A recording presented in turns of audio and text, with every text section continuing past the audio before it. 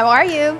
I have a really great spatchcocked chicken recipe. Another one, yes. Spatchcocked chicken, potatoes, onions, and watercress salad. The cool thing about this recipe is that it cooks with vegetables underneath it on a broiler pan. So you put your veg in here, and you put your chicken on here, and it all cooks at the same time in the oven.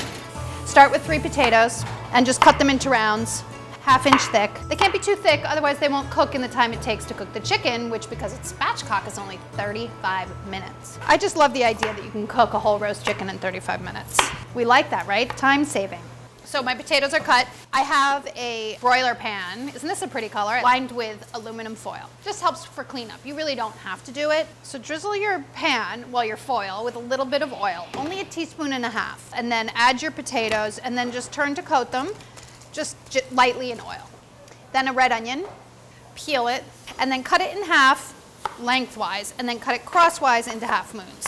The onion should fall apart into half rings.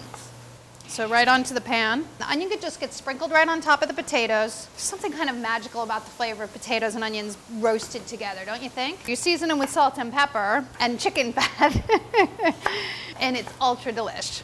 Put your broiler pan right on top of your vegetables. What happens is the fat drips through onto the potatoes and the onions and helps them cook and get all caramelized and delicious. I have my chicken on a cutting board that can go right into the dishwasher, as I always do, and it sterilizes it.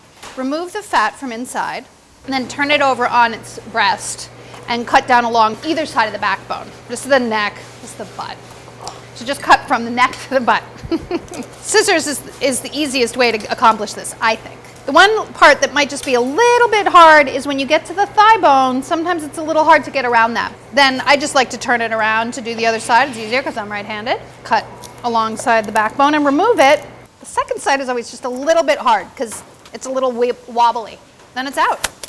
Don't forget to save your backbone. Save a bunch of them, put them in the freezer. Every time you spatchcock a chicken, throw it in a resealable bag, and then eventually you can make stock. Open it up, just clean out anything that's on the inside, and then turn it over, breast side up, and crush the breast. Press the breast until the breastbone breaks. It makes it extra flat. The great thing about spatchcocking is it's a really, really even and really fast cooking method. It cooks more evenly because it's all flattened out. And then transfer it right to the top of your broiler pan. I gotta wash my hands for a sec.